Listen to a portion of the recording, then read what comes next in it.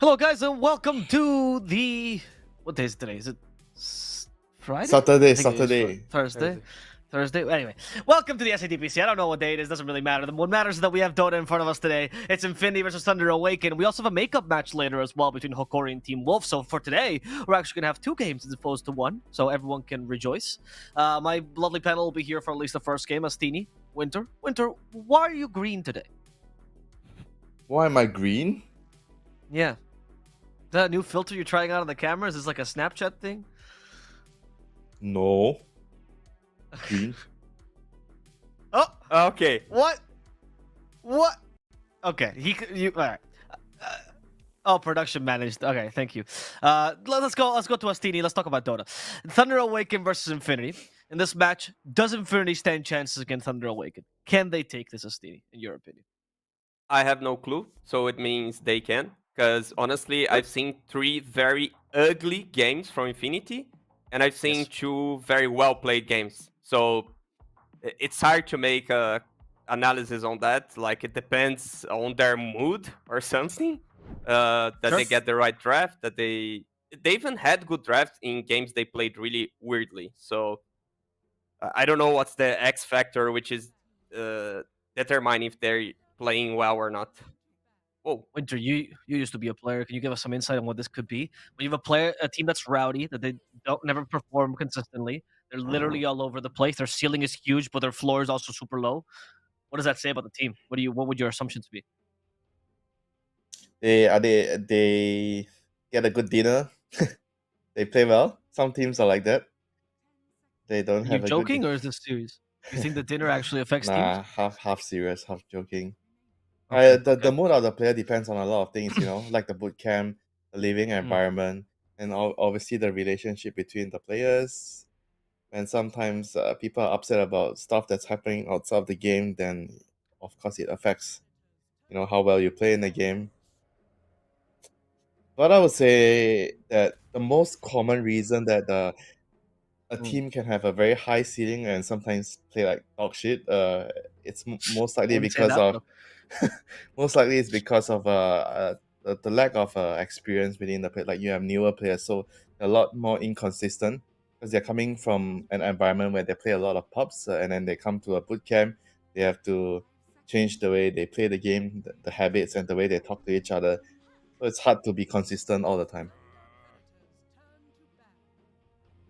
okay. That is interesting idea, considering Papita wouldn't call him necessarily I mean, inexperienced. So except him, obviously, yeah, except him. Yeah, he's the most experienced guy there. yeah, he's the most experienced guy in the whole DPC. Actually, as we go over and talk about the draft, Steenie, I know you've been a big fan of Infinity's drafts. You called them probably the best drafting team in SA. What do you think of this opener of Dawnbreaker? I like it. A lot of Okay, AoE control, a lot of AoE damage and healing. But can really well reset team fights on the very late game. Dawnbreaker can do it from the beginning. It seems decent against the Mars Snapfire. The only thing that ran successfully Mars Snapfire against Dawnbreaker was Thunder Awaken against Tempest. So maybe they know something. But it seems like on this AoE team fight, they are fine. Because I don't think it's enough catch plus damage to the puck.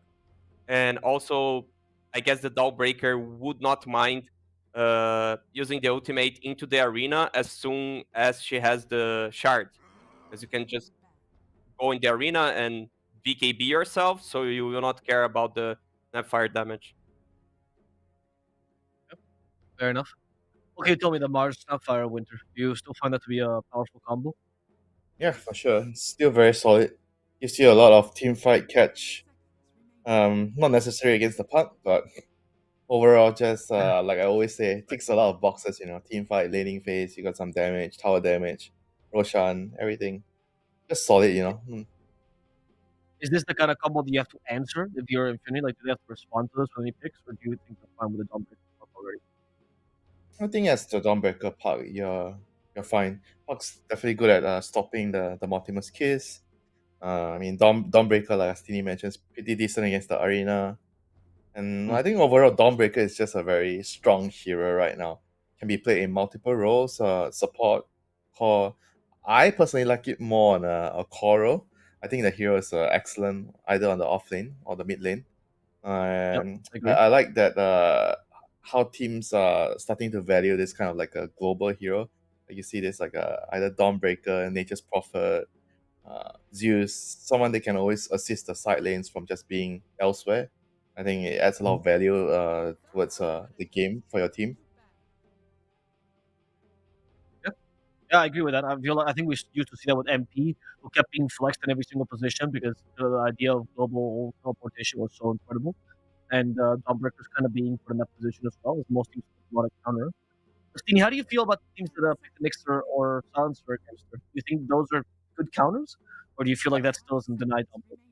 I think so. I do like the Nyx especially, and I think like if you're banning Nyx, you should ban Nyx and Silencer, because like if they don't have the Nyx, they can run the Silencer and get the same thing that they want. Sure. Probably they did some homework because when Thunder they played this Mars Snapfire, they also played Nyx. They played Mhm. also Razor Ogre. Uh, so I think it would make some sense, but again, I know what you're gonna say, but it's Panda. He's not playing Silencer, right? Yep. That's what you're saying. So okay, it's good. They ban Nyx. It's enough of a counter to be banned here. Right. So what are some of the Panda heroes, Christine, that you could see coming out here? Some of the saves that you usually utilizes that's good against Dawnbreaker. I guess Abaddon is nice for the puck silence. I also think like he can just go the ogre and buff one hero. It's also fine because you are like front lining, and like Buck doesn't want to waste all her spells to kill a ogre.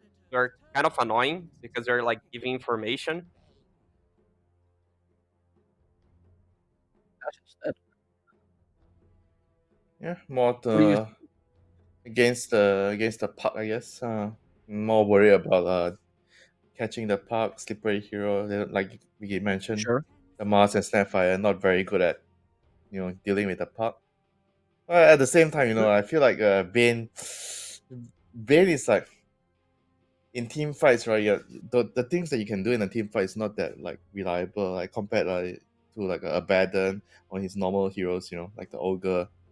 Like Mm. Bane, you have to be, because like against Puck, it's also like a very double-edged sword. Yes, you can catch him, but if you don't catch him, it's very easy for him to stop your channeling the Fiend's grip with Right. the Puck. Right. Yep. Yeah. And the Dawnbreaker can also come in from the sky when you're like ganking someone and feed scripting them, right? And Yeah, even save someone that's being ganked. Yeah, and there's clock open also, which would just counter the Bane and this. Ooh. this is kind of counter too. You can save Yep. the grip target. And the Yeah. Nightbird as well, if you snowball them, preventing the initiation. Yeah, I feel Bane.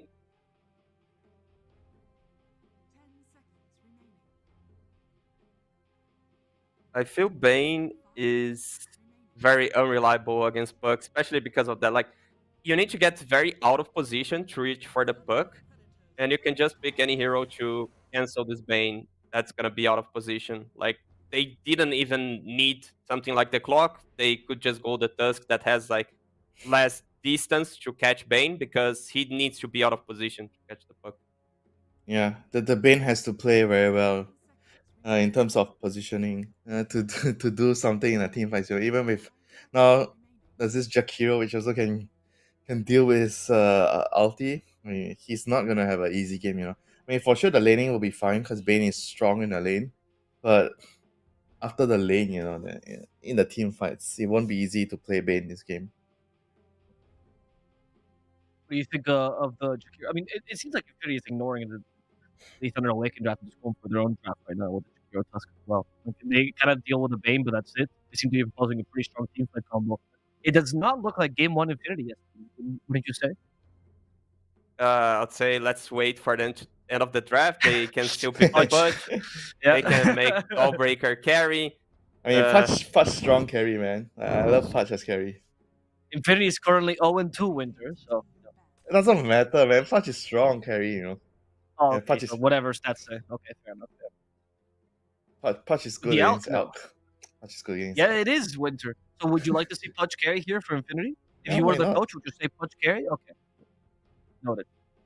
Dude, they have a lot of setup for the hook. No, Why yeah, do you you're right. hate? So, Why do you hate on such carry? It's strong. I don't know, STD. Why do you not like it? What? I think it can be run, but it's very hard. The heroes he doesn't scale on damage as he should. Like he scale on having HP, but it's a meta that, let's say, Wyvern is very strong, Phoenix very strong. So those heroes they deal percentile damage HP, so they don't care that you have like 8k HP. So the hero he doesn't scale on the right direction. It's like a last pick material if you know like the damage on the enemy team won't scale. Also Zeus is a good example that you do a percentage base, and it's like first phase hero. So that's why I feel he can be easily countered by good meta heroes. On the other hand, the Alchemist looks very hot in this meta. I was really expecting Thunder to go it here. It's still a flex, so if he gets countered in lane, they can swap. But against Puck, he should be able to free farm mid, and Jakiro is not a safe laner that's gonna be chasing him at jungle, and that Tusk, yes, can do it, but you don't expect like the position 4 to be on your triangle, so he should be fine.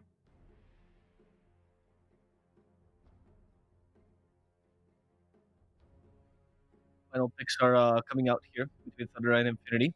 We need some last options here. Which I want to ask you first as well. The Elk position you see in. I guess depends on lane, like Stini mentioned. Depends on your matchup. Like what do you expect him to do against? I think against Puck he'll be fine, most likely. So it depends also on the other hero, what hero they can pick. You know, Yes. can the hero be swapped to the safe lane or whatnot? And there are other factors. You know, I mean they have the overall last pick, so they can just wait out and just see. I mean, it's What most do you likely gonna think, be it's most likely gonna be a carry on Infinity's last pick, something like like a Bloodseeker kind of hero, something active that can fight, like I Hutch, like you know. I like Blood a lot. I like Bristol a lot, and I Oh, like Bristol. Monkey a lot. I haven't seen Bristol at all in South America, even though it's quite popular in other regions. What do you think that is? Because our carries they're like all used to play position 1, very hard carry, Right. and Bristol is just like very position 2. Fair enough. Okay, now final pick, Winter. I want to know what is the carry to match with the Alchemist here, if they do go for a carry?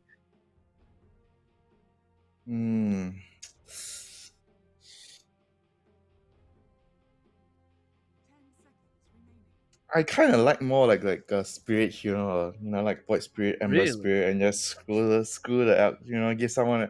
I mean, I think he should be fine still at bot. Can Versus farm a little. Dawnbreaker? I mean, he has a Dawnbreaker Bane. Tusk? He's a freaking Bane on the lane, you know. Like you pick Bane to secure the lane. Oh, never mind. What? Wait, Mars mid. Mars mid? Oh yeah. Yeah, right. Yeah. But why are you picking Tide into Monkey? No, Maybe it's it's tied tied. mid, right? It's tied mid? No. It's no. I can't. I mean, Doesn't I'm make assuming sense. yeah, I would assume it's like Mago Mars, but maybe they're doing something weird here. No, yeah, Oh, no, okay. no, I was right. I don't know what this is, dude. What did they? What's this tide for? Like besides the Monkey King lane, okay, you lose that lane. What else is there to use the tide here? They felt like they need this AoE strong team fight because Infinity went all in on that, and they are also going all in on that. It feels like you're gonna drop the arena, and then there's Dawnbreaker ultimate, and then there's the Monkey King ring, and there's the coil, and Jakiro throwing spells at you, and they want to try to fight this AoE team fight instead of kiting it and just having good lanes. So they're kind of sacrificing lane on a meta that I don't like sacrificing. That's like the problem from the third pick when they pick the Bane, you know, because Bane doesn't give you that much in a team fight, you know, and then now you suddenly feel like, oh, we have to. I'm not sure if they are thinking this, but it feels like, oh, okay, they suddenly feel like team fights we're not going to do so well. We need something else, you know. That's why I don't know. I'm just reading it as that they feel like they need more team fight by picking this strange tide in this scenario. So I mean, if they would have planned their draft a little bit better, maybe they already picked like some Warlock or whatever silencer, you know, +5, then they don't have this problem that they're facing right now in the last pick. Because when you have the last pick, the overall last pick, and it feels like you have to fill in a certain gap in the draft, it means that most likely the previous picks will not plan out very well. Because the last Right. pick should be like, we can pick anything, and you have a large options, and then you can just choose whatever you want to be your game winning factor. Okay. Okay. I like that explanation, Winter. Seeing that, do you think they managed to fix their last 4 picks in this tide, or do you feel like it's still an issue for them? I'm not sure if they even. I mean, I feel like they are sacrificing a lot, the laning phase to fix the tide, the draft, with this tide, because the tide's not going to have a good game. He's laning against a monkey, and I feel like it's a fix, but it creates another problem. I'm not sure if it's actually a fix. Okay, Astini, what are your thoughts on that? My thoughts are Infinity has 50% of chance of playing decent and 50% of just ruining it. If they play right, they have something like 60% win chance because they have the better draft. So overall, they have 30% chance. Okay, that's pretty good. This guy's good at poker, man. This guy's math. Yeah. I like it, Astini. Okay, 30% chance. So you're still going for Thunder despite this draft? Yeah, no matter the draft, like Infinity, they show no matter the draft, sometimes they don't come to the lobby. So, unfortunately, even with the better draft, I would still go for Thunder. Wow. Okay. All right. But you do think the better draft is for Infinity here, despite with Definitely. the pick? Definitely. Okay. Yep. All right. Since we have a little bit more time because the lobby's being remade, Winter, I want to ask you. I want to expand the idea from earlier. You've been a drafter before. When you start to realize that your draft is like having some holes, things that you lack, right? What is the way that you try to how is it a way to prevent that from happening? How do you make sure that you can tick all the boxes beforehand? How do you make sure that you don't get into this last pick situation where you have to fill 1,000 things with a single pick? It's kind of hard when the way you're drafting, you're considering player comfort, and then sometimes players would say, "Oh, I want to play this hero now." It becomes difficult to control that, unless you're just drafting and you're picking everything. Okay, you play this, you play this, you play this. I don't give a shit. Right. I'm picking this game. Then it's easy, Yeah. So you think the player interference is actually what makes the drafting part more difficult? I'm not saying necessarily that's the case for Thunder Awaken here. No, but in general. I'm just saying, in general, from my experience, that sometimes because you have to juggle the fact that some players are not so comfortable with picking this hero, they want to play this. You have to consider their feelings. If the players feel like you're just, I'm serious. Like the players feel like you don't care about their feelings. You don't care about what they want to play. Then they become upset. When they become upset, they stop eating dinner and they don't enjoy their day, and then they play bad. So it's a chain effect. You have to keep them happy. Is this true, Astini? You nodded 100%. Yes? Like, not 99, it's 100%. It sucks to be a drafter. Like, the enemy team picks a puck, and then you look to our mid laner, and they're like, oh, it feels like amazing Kanka game. And he tells, but I do really feel like playing Storm right now. And I'm like, I'm gonna look stupid, and I'm gonna lose with the Storm. Like, I'm thinking. But then I'm like, are you sure we are against puck with the coil? Kanka, they have an ink to come mid. We need to defend the mid tower. Storm, you are not getting the runes. He's like, I don't care this matchup. I'll just build BKB. It's fine. And then you're like, okay, I can either lose with Kanka because he'll throw the game because he's not happy, or I can pick Storm, lose the game, but I still have him happy for the second match. So then I just go with the Storm. This really happened. Like, literally, those heroes, the example. Like, literally. That's not even the worst. That's not even the worst thing, If you come across a player, you tell him, oh, he's playing against Kanka as an example, just a whatever example. The guy tells you, okay, so this matchup, you sure this matchup is good for you? Yeah. If I'm the Kanka, the matchup is good for me. If I'm the Puck, the matchup is good for me. And then you look at him, you're like, okay. So the player's ego also gets in the way because they always think they're gonna perform best. Is that what you tell me, Winter? Yeah, I mean they mid players, just a certain kind of special breed. They have a certain characteristic that allows them to be good at mid. Not everybody can be a good mid player. All right. Well, with this rent with players, guys, I really appreciate it. This was actually my favorite part of the panel. You guys are both going the way of Thunder Awaken as a team and Infinity as a draft. I've gotten that very clearly. Thank you for your bets and your predictions. And we're going to go over now to our casters as game number 1 is started between Thunder and... Jesus, what's the ticker? Between Thunder and Infinity. Let's take it away. Epulze and SeekNStrike.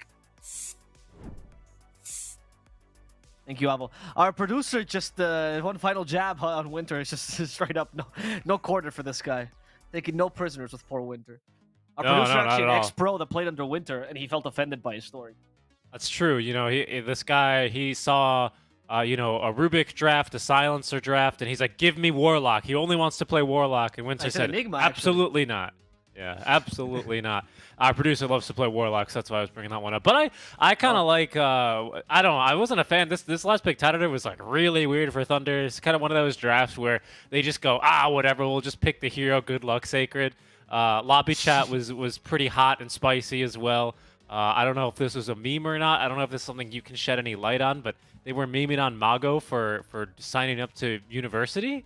Is that a thing that he's looking to do? Is he? I don't know if that's real or not, but I can totally imagine that being something they meme on. Yeah. Yeah. Like yeah. They make fun of Matthew because he's one of the few pro players as a university graduate, right? And they make fun of him for being too smart. I mean, he thinks he's above everyone, you know. Like they joke that he's balding because he's already old enough because he's graduate university. So it's like, I don't know, careers in Peru, some of them are extremely long. So I'm not surprised by this. I have friends that have been studying for like 8 years. That's not normal, dude. Yeah, I mean, even Mariano, right, the most experienced player for Infinity, right? That's a long career for right there, right, in its own. Yeah. And he still hasn't gone to uni yet, so Matthew's beating him. Honestly, in life, Matthew's winning currently. Yeah, but that top lane of that Monkey King into the Tidehunter, I think, is probably the only way that the Thunder lineup starts going really bad. But that's like seriously a big flaw in their lineup when you have to kind of give a little space early for an Alchemist to eventually get online and carry you this game. So that's why I thought that was an especially strange last pick, you know? I don't think that lane is unwinnable because I'm considering you have a snap, right? And so you cookie when Monkey's hitting you, you know, hit, anchor smash, cookie, and then I'm safe, right? And then that's like, it works. But I don't think like my concerns are so much, will that lane lose by a lot, is win. The Alk versus Dawnbreaker Tusk, and I know Winter's a big fan of the Bane, but I don't think that wins either. I guess mid Mars versus Puck is fine, but it's fine, right? You're not going to destroy Puck either. So who takes the tempo early? Like, who's going to make space for you? Right? That's my concern. If you had at least, if you sacked Sacred, but you won the other two, I'd be fine with that. But you just sacked everyone. Yeah, I mean, I guess it's going to be up to our boy Dark Mago, right? Just kind of getting an early Blink Dagger, blinking up into, you know, enemy vision, no vision, right, for your team, enemy vision, and then kind of ganking these lanes and winning the game off of that. I feel like it's going to have to be one of those. Mago's got to have to create space against the Puck, right? It's going to be pretty difficult, honestly, like you've already said. But ganking some of these other side lanes might be a bit easier for him. Maybe that's where they can get the ball rolling here. Because honestly, if they don't get any early momentum between a Puck, a Tusk, a Dawnbreaker, Jakiro, like, this Alex jungle is going to be just free real estate for Infinity. They won't have anything to really stop him from just running in. Other than, like, the Bane, right? The Panda will be, you know, laying down his life every now and then, but eventually Infinity are going to look for more.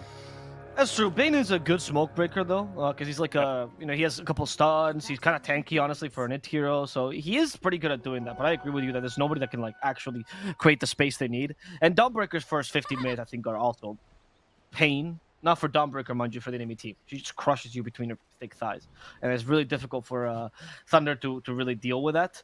I don't think they have great ganking potential either. Like, the Fiend script is the only thing they realistically have, and I guess they have to catch Dawnbreaker every time, because otherwise whatever else lives, you know? They can play pretty defensively, though, with the Tide and the Mars, and I can imagine that's probably their bait, where like they bait team fights, get some good Ravage off, play under tower, and hope that Infinity overextends, as they tend to do. Yeah, that could certainly work, right? They've got some pretty big AoE team fights, probably better at the end of the day.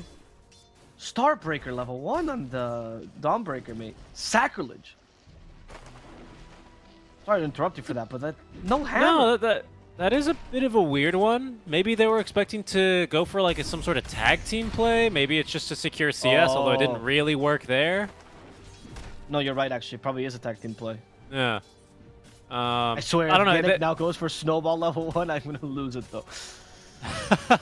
Yeah, it does seem a little bit weird. I mean, it's the acid spray earlier. All right, here we go, right? Now you've got the hammer at level 2 because you had the Starbreaker to secure last hits, and there it is. It was ice shards first, so it wasn't the snowball, but I don't know. Are you still going to lose it? How does this work? Yeah, because Mariano was like, guys, I can play now. I have the hammer. Just get it level 1. You could have played from the beginning, Mariano. But honestly, Bane dying there, even if the kill does go to Mariano, I think it's probably the best thing Panda can do in this lane. I can imagine this lane being bad no matter what, so as long as Pakaz is getting last hits, it's not too awful.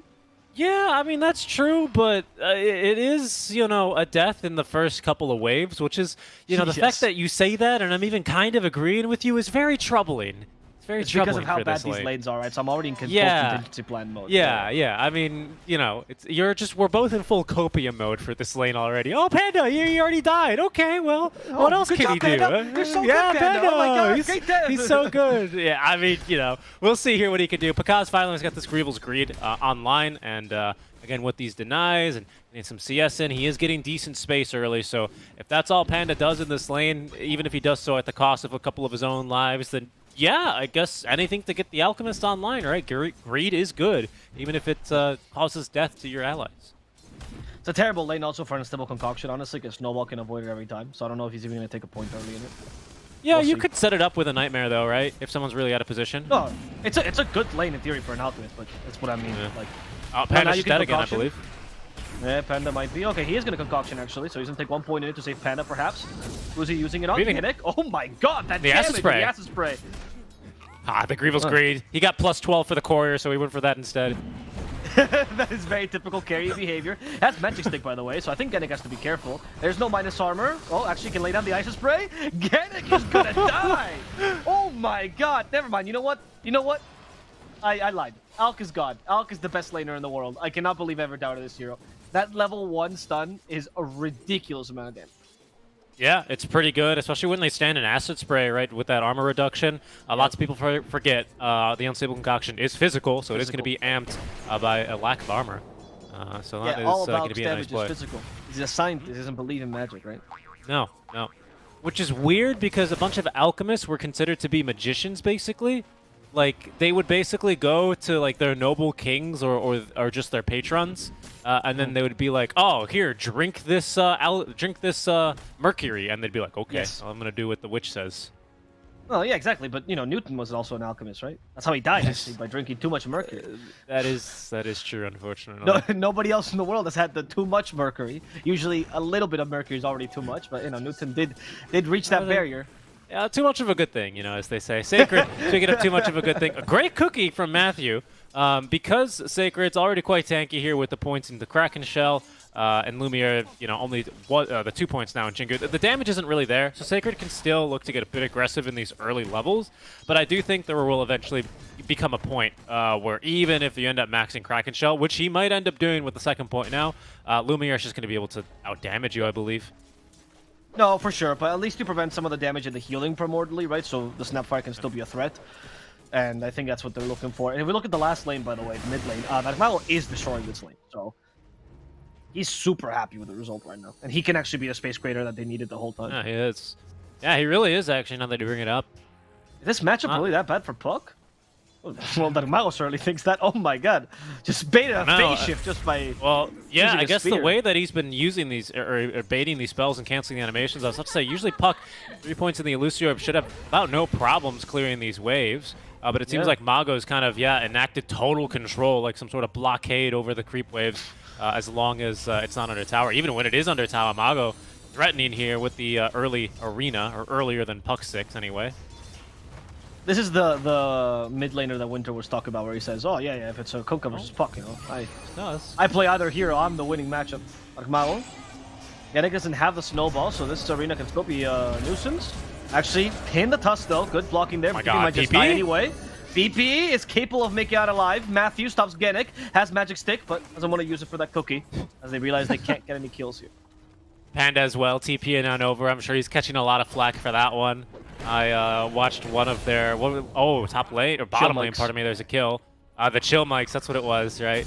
And they like to have fun times for sure. But lots of banter between the boys, especially when they're winning. It's mostly just Panda as well. Who receives a lot. He does. It's mostly Panda. Yeah. In the couple of clips I saw, he was pretty silent. You know. Pakaz, there was actually Mago on the mid lane Alchemist diving fountain, and they're all like, chill, you know. Yes, that is usually what they have to do to Mago the whole time. Their comms are actually pretty funny as well, because I think Matthew keeps a really good atmosphere in the game, so they're never like really stressed out. So they're actually really the chill mics. Yeah, I mean, I encourage you guys to check them out. I always love it when teams kind of release those kinds of content. I think it makes for great content. So check them out. Panda will die here. Like 3 SA teams release their content. Beast Ghost does the hot mics, Thunder Awaken has the chill mics, and then Wolf Team does I think it's screaming mics is what they call it or something. I'm not really sure. It is mostly what it is though. Literally for like, I speak enough Portuguese to understand what they say, and then for 20 minutes I don't get it because there's 4 voices speaking at the same time, and it's truly testing my fluency in the language.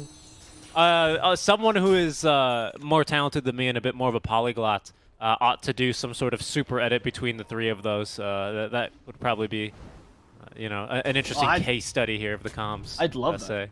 Yeah, that'd be really you'd have cool. the one joke about Panda, Beast Ghost making fun of the enemy, and then 5 screaming Brazilians right after. Gedek into the jungle here. Yeah, Pakaz already up to level 6. Mago receiving the cookie and the vault with a snowball in time. Oh, but they know exactly where he's going to. They were ready with the skill shots as soon as he came out. Not a fun time there for the Tusk. He was properly walloped there, as they would say. Matthew stealing that kill, though, pretty dirty of him, honestly. I should have been for the Alk. He gets an extra 12 gold from it. Mago's TPing down bottom. He might be making a play here for Lumiere. Oh, what a ravage from the trees, and then they use the arena. That is quite the play, Richie. Nice, that looked really good. Regrets his choice. Yeah, Mariano. It's time to leave, my friends.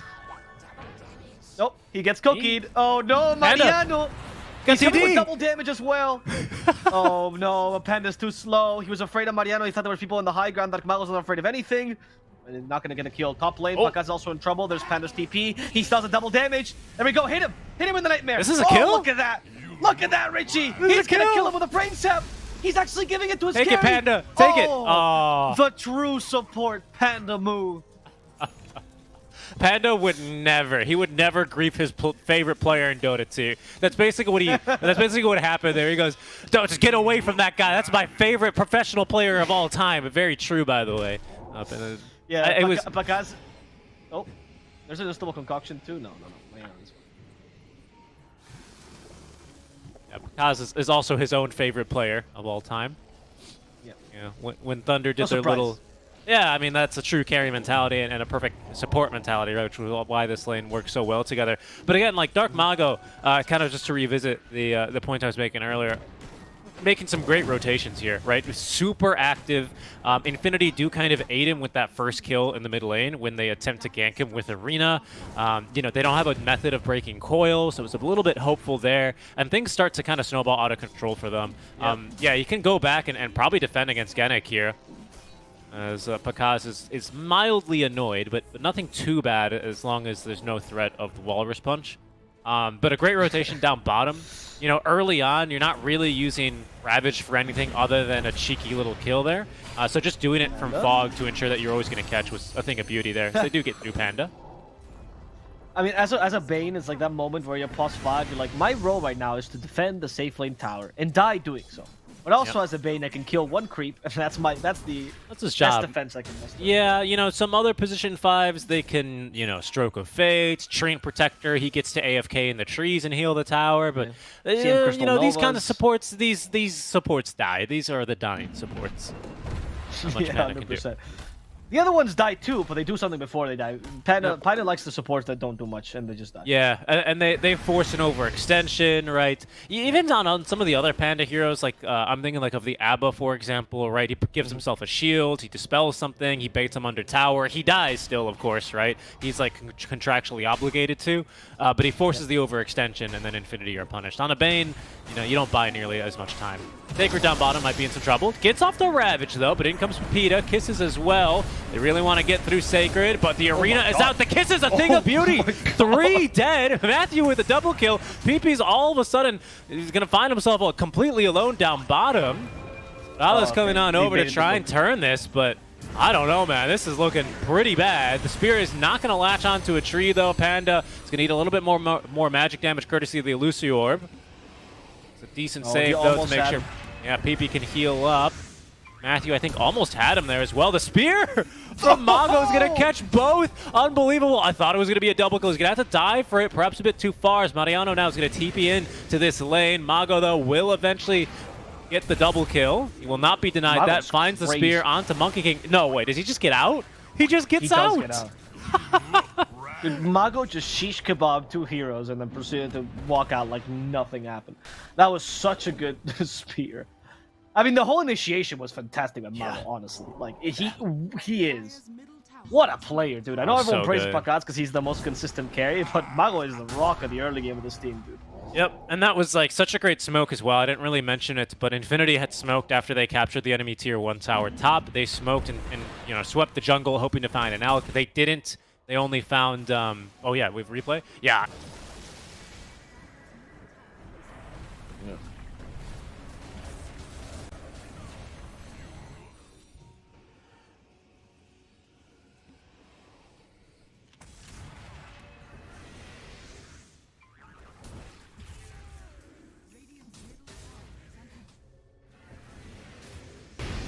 Oh, Panda finds Prada here.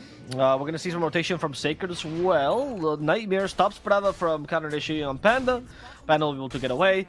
We want to remark again that the Fiend script not that effective here because of the Solar Guardian. So that's why they are not trying to go for anyone exactly. They're trying to go for ganks, just trying to create some space for Pakaz. They still didn't get that tower down bottom, though, which is the only loss there for Thunder. So they will have to kind of make another play for this. Force it. But yeah, but now Panda, it should be a little bit easier, right? Panda showing down bottom. You've got Ravage in a couple more seconds. Panda, of course, with the Fiend's Grip, so he actually provides a little bit more of a threat, but not for Genic. And certainly not for basically 2 supports here. Panda fighting in the Macropire because he likes the way it burns. Now, speaking of the burn, Matthew's going to release a little bit of the kisses here onto the supports. Another 2-for-1 trade is what this is going to end up looking like here, most likely. As Mago just needs the cooldowns here for the bonk, or he'll do it the old-fashioned way. Yep, he will. Oh, nice there. Secure the kill. And they even catch more. Mago doesn't know the meaning of the word stop. He still has the rebuke, sorry. And Narvalpo's now on the retreat. It's actually really good Ravage. Pakaz joins him. He has Radiance as well. Lumiere, time to use his ultimate. Pakaz just kills him. Mariano comes in, Guardian, but that's him anyway. They actually stop his Starbreaker. And that's going to allow him to kill him. The Thunder Awaken knows no chill, going for PP now. PP at least gets the counter kill on Matthew. Sacred gets stopped. There's the Fiend's Grip stopped by the Ice Path. Counter initiation by Genic. Panda's dead, but Genic is going to suffer for this, and Pakaz avenges this dead 5. And one more auto attack will do the trick. Pakaz gets a lot of gold out of this. With the Radiance already, 3k gold in the bank. He's doubling the Monkey's net worth. Yeah, this is still very problematic for Infinity. Like, even if Thunder still don't have it, a tier 1 tower, because they have an Alchemist who farms much more efficiently than anyone else in the game, like, it doesn't really feel like Infinity are going to be able to utilize this map advantage that they have, especially when Thunder are just fighting them perfectly, it feels like, on every single cooldown of their ultimate. So even if Thunder are not farming as much of the map, like, because they're getting outfought here on the side of Infinity, the net worth lead is just, it's starting to be staggering here. Yes, there's an Alchemist, but even still, with Mago being as farmed as he is, with just a Blink Dagger alone, he's had an incredible amount of impact here. I mean, this Puck even with, not Witchblade, but the full Vessel now, maybe that gives you an opportunity here to look to turn this one around. You are fighting without Solar Guardian and the Coil. Coil's back up in 5 seconds, though. The smoke got a bit of promise. Matthew's going to be the one to break it, however. They were looking for Pakaz, hoping for him. Not going to find him. See here how long they choose to stick around, because Pakaz is still in the area looking to farm, and there's the rotation from Panda, caught inside the Ice Shards, but he's set up for the stun onto the Puck. PP, though, a bit too fast there on the phase shift. Sacred threatening for the Ravage that he doesn't have, by the way, as Mago's going to go ahead and spear at least the Dragon. He's down to Macropire before he goes. They are fighting in this a little bit as well, as Mariano's still in the area. It's a buyback as well. But Kaz with a full BKB already just runs down the Tusk. They're going to turn back now for the Dawnbreaker. BKB expired, but Mago closing the gap here. Mariano trying to escape, buying as much time as he can. And actually is going to be able to lead Thunder on a bit of a goose chase here. Might make it out even. DP scroll, yeah, he's out of there. And meanwhile, the backline is in trouble. Here comes the initiation by Malo. It's not going to work because he doesn't get the contribute in time. Well, gets the fight shift. Illusory Orb out. Rada, not pinned to a tree, but they hit him with the Summer Concoction. However, there's the counter-nation from Lumiere with a Solar Guardian. They can actually turn this around. Ravage though hits 3 with Mortimer's Kisses. The magic damage is too much for Lumiere's armored tank. Lumiere needs to be sent out of this arena. They actually pin him to a tree regardless. Sacred finishes him off with an Anchor Smash with the Scatter Blast. They also finish off Mariano, and that's all 3 cores down. Getting at least trying to get the kill here. Sorry, 2 cores in the support. As getting finishes off the Snapfire. BP wants to jump to that orb, perhaps bait it instead, but Sacred too tankier people to bring down, so like Malo will try to hit the spear, still has the God's Rebuke. He's got a grip. Joining them as well, got the grip. And that's going to be the team wipe that we're looking for. Under Awaken, they might have lost Elk, but they keep that Malo alive. Oh, just yes. I thought that Vessel last tick was going to Caster's Curse you, but now he's okay. Infinity were so close to making that look like a great fight, but there's one crucial mistake there, is the communication. They didn't really focus fire the same person. They weren't sure if they should have killed the Elk or if they should have killed the Snapfire first. So Matthew got off like a couple, 3 extra kisses, perhaps it was full channel kisses, and that condemns Lumiere in the fight. Lumiere, you know, basically immune to the physical damage inside that Wukong's command. They just have to worry about the magic damage there. They had a Walrus Punch and a Snowball both ready, and Vision onto Matthew because he was just, you know, using his ulti to try and kill Lumiere, and they focused fired onto the Alchemist instead. As a result, they'll get completely wiped. I don't know how different the fight looks, granted, because again, Lumiere is a bit, he's not under-farmed. He had Echo Saber in that fight, but it's just... I think he is under-farmed, right? Because you got to at least be beating 1 core. In the beginning of the fight, he didn't beat Sacred in farm either, right? So... And also, Titan's better without items than you. Like, I feel like Monkey King, this is the right build, but he's just behind, right? It's kind of difficult for them to take on. Now, what other options do you have? I mean, with Puck and Monkey King, you could theoretically cut lanes effectively, but I think it's too hard to give up on the game. Screwed as well, but that's just the support kill for the Kamau. Yeah, just the death there. Norm did, there was a dieback as well in that fight for Jakiro.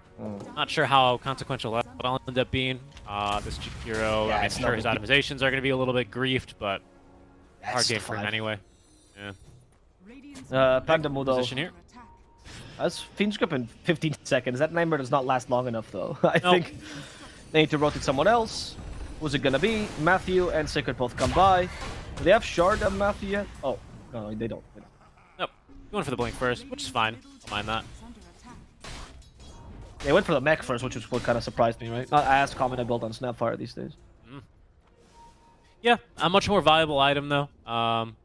It's cheap. The mana cost has gone down a ton before. Like, you could not buy this item on any support that had 4 actives, even if one of them is like a 50 mana cost little shredder, just because like the supports did not have the mana pool, especially on a non-int hero. Like, it was a non-starter.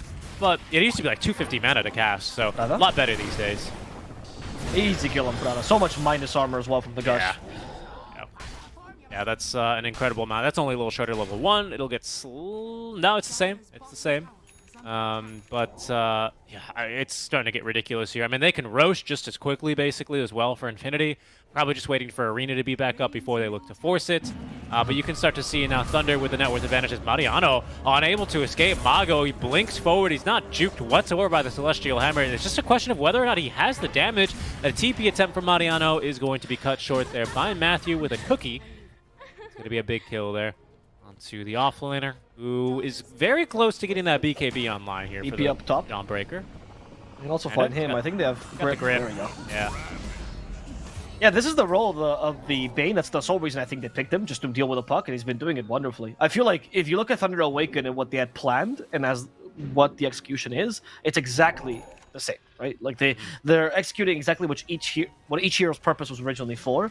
Whereas for Infinity, I don't see that whatsoever. I've seen maybe one counter initiation by Mariano, which also didn't really work well. We haven't really seen the super lane by the Tusk Dawnbreaker. The puck hasn't gotten ganks at all this whole game.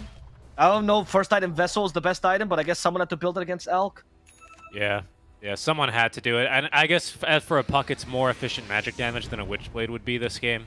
to be honest, you know? Sure. Dispelled against a Tide Hunter, just not sufficient damage against an Alchemist, right? You've already got dual breath for a move speed slow if that's what you're really looking for. It doesn't feel great though, you know. Whereas the Witchblade is quite nice for even just its stats on the item for a puck. That's going to be a bit rough here. Thunder fighting with all their ultimates here shortly. I did want to mention one thing about this Bane pick. I really wish that it was an Aether Lens first. It does feel like a bit of a greedy item. Just because you do want to be able to catch the puck, ideally from Fog, to start these fights. As speaking of puck getting caught, it's actually Matthew who is going to get caught by this smoke. And a coil even for Panda Boo. Likely to be the second kill. Vessel debuff. Panda's going to avoid at least the Illusory Orb, trying to turn for a Nightmare, but silenced up. Trying to go to the Acorn Warriors. No shot. Quite an attempt there. I like the Force Staff better, to be honest, because I feel like it's gonna... It gives you a little more save, which Panda likes playing. In general, it's always good. But also, it's going to be able to save you from both Dawnbreaker and Tusk, which both have these kind of area denial spells. To a degree, it's also the Jakiro. And I think that's more valuable than... and the Monkey, right? Getting yourself out of Wukong's command. Yes. But I just never like this item first against a puck as a support, especially because, like, PP's just going to kill you over and over again this game. Sacred is maybe in a spot of trouble here, actually. Yeah, it's Ravage. And he's going to use it. Okay, they fight back. Careful, don't stand in the Macropire. There's the arena. Both supports stuck in it. But the real kill is the puck. The Alk is just tearing right through him. And Panda makes sure to keep him in place in the Fiend's grip. Wow. What a blink reveal. I mean, that couldn't have gone better for Pakazan. Straight into Roche for him. He doesn't have the corrosive, the acid spray. But they're going to have all the other minus armor. Gush, AC, though. A little Shredder coming in. AC, very true. I mean, this is going to be a very fast Roche. They even enfeebled him for good measure. Yeah. That is going to be... quite the kill here. And yeah, just a blink reveal there on the Alchemist. I mean, it's just item after item after item on this guy. It's, you know, it's so hard to keep up. Your head starts spinning if you don't kind of just realize the timings here. You know, you usually don't expect puck to be caught by even like a blink unstable concoction. That's how slow that projectile is, really. But you can't blame him when it's the first one of the match, really. Last time I caught the Alk, he was literally building AC, and all of a sudden he has AC and Blink completed. Yep. I don't understand how this is possible. That's what I mean. Like, this guy, he just builds so fast, your head spins. It's crazy. He's going for the Orchid now, which I love. This build has been very popular on like the Kunkas, the Alchemists these days, and it's a great way to take away Panda's job. You know, that way Panda can concentrate on doing other things, and you can be the guy that deals with the puck solo. Especially because you're gonna probably force puck into what, like Lincolns? I don't know how he survives this game. Kaya and Sanj is not gonna be enough. And you'll see, by the way, Panda's shifted from Force Staff to Glimmer Cape, which is going to help him live against the magic damage of PP. That's true. Okay, they stunned Matthew first. That's the Kiss is gone, which would be quite major. However, Pakazan chasing down the supports. Solar Guardian. Matthew's still not dead. Finally falls. Panda is taking them around the trees here. They don't have any Ravage, and they might not need it. Arena of Blood is still available. Like Violet takes his BKB. There's the Arena used as well, as Marino dies in the backlines thanks to the Elf. They force a TP from the Monkey, and Lumiere is forced to use both his BKB, his TP, and his ultimate. As Genic will try to run away from Sacred, he'll be able to make it inside the pit, and that will allow him to retreat. Yeah, I want to say it's a slight overextension there by Infinity. They chase Panda to the trees, and like they barely do any damage to him, honestly. They do get the kill at least onto the Snapfire, but they really even had to work quite hard for that. In the meantime, all Thunder got was just a measly kill onto a Jakiro. I thought they would have been pretty happy with that, and then look to counter-engage if they pushed high ground like this, but I mean, Pakaz, he does not care. With Aegis, he's got all the confidence in the world. He's going to go ahead and kill Prado one more time for good measure. Finds another Courier. That's plus 21 gold. And, oh, by the way, they just killed Lumiere. Okay, I didn't even... Actually, get it? It's going to go down this as one well. Is this over? This is over. At this rate, like, this is over. Thunder just walking around in the base freely. You just got alchemisted. Pakaz. Pakaz. There you go. There you go. Yeah, I mean, he's just feeling it. Aegis here to boost his confidence. He's got this Chemical Rage in 8 seconds anyway, even though, you know, he doesn't have to be the one necessarily to tank the tier 3. But he wants to, right? They're separating tier 3 damage, okay? Fair enough. Pakaz finally takes it down. There's the Ice Path used by Prada to at least delay this ever so slightly. We have Dream Coil, we do. But Darkmago already went in, so they didn't really have a chance to initiate. There's the Ravage as Oh, well they from caught the Sacred, and the Ravage caught PP. PP's dead. Mortimer skills for the Jakiro. They want to finish him off, but Brother will be able to survive thanks to his Slimmer Cape as Pacaz can't quite kill him. He also wasted his BKB. Lumiere in the backline, so caught here by Darkmago, and I'm going to finish him off as well. Mariano trying to spin to win here, hoping to get back to his base. He'll be able to succeed thanks to the Macafire, which saves him. And Lumiere even counter-initiates, hoping for Seika. There's a TP as well from Mariano. They want to get some kills here. Looking for Matthew first. Matthew gets the cookie instead. Scatterbox on top of that. Matthew's dead. Or Matthew survived thanks to the Nightmare. Killed by the monkeys finally as Parada falls with him. Silence up is the puck, so he can't quite kill Pacaz. Pacaz will not lose the Aegis just yet. Yep. He goes out of the base. The vessel will take him down. He's on an ultra kill. Has a They're gonna fight dagger. again. There's Pacaz. I'm back in. Acid spray first. That concoction destroys the Tusk. Lumiere gets one last stun. Pacaz still stunned as well thanks to Mariano. He activates the Chemical Rage now going for Mariano. Blink Dagger in 6 though. And they realize it's better to just retreat. If I'm Pacaz there... Except for Darkmago. He still wants to fight this, and he gets a Fiend Script for free because he baits out the puck. BP wasn't expecting this. He's dead. Now Pacaz has freedom to roam. He's going to go for Lumiere. Lumiere's being bursted down by Pacaz. Cannot be stopped. Darkmago's looking for the blink back. He has the God's Rebuke. Mariano can't go back to his base. He's going to go down to... he calls the GG. Bullied into submission, Richie. Yeah, really nicely done. Pacaz, if I were him, I'd be emailing Gabe N at valvesoftware.com because I think he should have been gotten the Rampage there. He was on an Ultra Kill, he respawned, got a kill like 5 seconds later and didn't get the Rampage. A little bit unfortunate for him, but a nice usage there of the level 20 talent. He actually took the Unstable Concoction talent at 20 over, I think he's got like the Cleave. It's ridiculous. Yeah, it's pretty good. I remember when we discussed this a while ago, and he said that one's garbage, and here it is. Pacaz is taking it, man, and winning the game with it. On the way Alk is being played these days. Like I'm gonna finish you off right now, Alk. It's really good. It's just overwhelming damage. I mean, Thunder just Darkmago blowing this game wide open, 13-0 and 18. Didn't matter that Sacred was pretty heavily countered in his lane. He had Mago to help relieve the pressure there, right? That's basically how this game completely breaks apart for Infinity.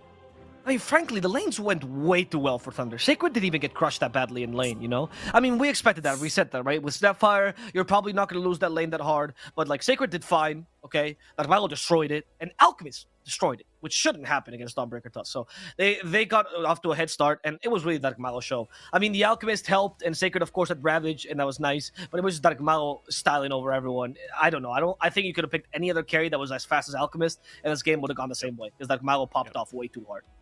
Yeah, somehow like this team fight of like concentric circles with the what is it?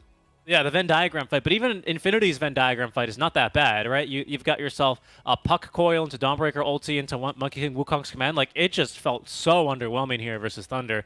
Like either it never came together right, or Thunder were just there to interrupt with like a Ravage, Darkmago Blink Spear. Like it was just so impossible for Infinity to fight into this. I feel like if you compare the Venn diagrams here of ancient Roman structure and ancient tentacles from the ground, properly from Cthulhu, versus, you know, rays of light, I think in monkeys, right? What do you rather I throw at you? A bunch of monkeys or a whole Roman Colosseum? You'd rather have the monkeys, right? So they're you can at least take them, maybe. So I think it makes sense, honestly, if you use logic, Richie. But, you know, there it is. Facts and logic once again win the day. I wonder what our panel has to say about that logic. I wonder if they'd rather fight a Roman or a bunch of monkeys. We're going to ask them now, and maybe we can sponsor a trip to Rome, see if they can fight some Romans. Let's go back to Winter and Astini. And Dabo. Thank you, Avo, for always forgetting me. Astini, Winter, that was a stump. Astini, you said it, 30% chance. It did not come true. I think you're pretty accurate about that.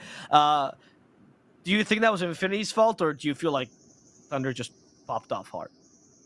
I guess it was the 50% that they don't play the game, but definitely... You feel like they didn't play the game? Yeah, definitely, like, Thunder had the merit to, like, make them not to play the game. Like, Darkmago, not only on the mid lane, but on that bottom team fight, there it felt like they definitely won the game, because they completely outplayed the enemy team for, like, 1.5 minutes. So, by that time, it really, really felt like it was already over for Infinity, unfortunately. Winter, is Darkmago the kind of mid laners you were talking about earlier? The ego guy that can just carry your game because he's the right kind of mid laner? Maybe. I mean, I don't know him in person. Have never played with him, but This game is like I didn't feel like he should have won his lane so hard. You know, like the game I agree. the game become way too difficult because the puck lost the lane so badly that the rotation to the bot lane where Astini mentioned just now, I felt like if the puck was a little bit stronger and then the Mars he was a little bit weaker, that the fight could have been different and the game would have been different because everything became so easy for the Elk. The Elk had like a I think 11.5 or 12-minute radiance plus phase boots. He was just untouched the whole game. It's just too easy for him, you know, when the other lanes went on so well for him, especially the mid lane, and just everything just became too difficult for Infinity after that. Well, with that, in game number 2, Astini, do your hopes rise for Infinity as they're known for doing better in game 2s? I don't know, like, if you flip a coin and it's tails 9 times, the 10th time, what do you expect? Heads? Tails, 50%? It's 50-50, mate. Yeah, it's still 50% chance that they not playing the game, so expectations are the same. Oh, Okay. tell that to Harvey Dent, the coin. Two-Face. He always does that. Do you live or you die? He flips the coin, 50-50. Everyone gets a fair chance. Is that like a Oh, politician? the Batman villain. Oh. Thank you, Winter. Well, I think with that we could go to a break. Yeah. Bye. See you soon.